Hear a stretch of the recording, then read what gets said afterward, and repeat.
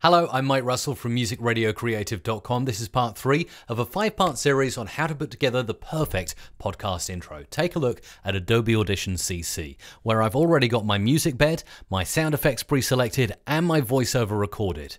Now I'm going to put effects onto the voiceover. But first, before I do that, I want to know what tracks I'm working with, so I'm going to label them up. First of all, track 1 is the music bed, so I click and label it as such, and I'm also going to change the color of the track by clicking that little square, and I'm going to make it red, so I can see that it's a different track. Again, for my effects, I've got 2 of them at the moment. I'm going to label that blue, and I'm going to call it SFX, so I know what's on that track. Now the voiceover tracks. Well, I'm going to mute the SFX and the music bed, and I'm going to do something rather special with these voiceovers. First of all, select and delete, and move them onto 3 different tracks there. Now, on each track, I will add some processing, and I will give these exact presets out in the description to this video, so make sure you check that out after you finish watching.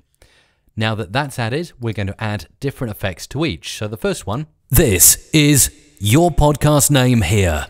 So that's the first track. I'm going to keep that as voice over. Now I'm going to add 2 different effects, and on track 4, I'm going to go in and use filter and EQ, scientific filter, and a preset I like is drop off below 250 Hertz. Here you'll notice a difference in the voiceover. Have a listen. Your podcast name here. The podcast about this. You see how it changes the audio quality there, and I'll label that one Voice FX brackets EQ. And then on this third track here, and now here's your host, I'm going to add another effect by going into the effects rack and then modulation chorus. One of my favorites again is the bass chorus. And now, here's your host. You hear that rather stereo chorusy effect. And again, I'll label this Voice FX Chorus, so I know what I'm playing with.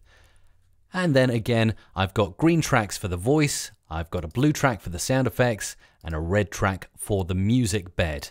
Now, in part 4, I'm going to show you how to mix it all together and get it sounding great. But if you'd like to get the finished podcast intro and play with it yourself, just click the link in the description to this video.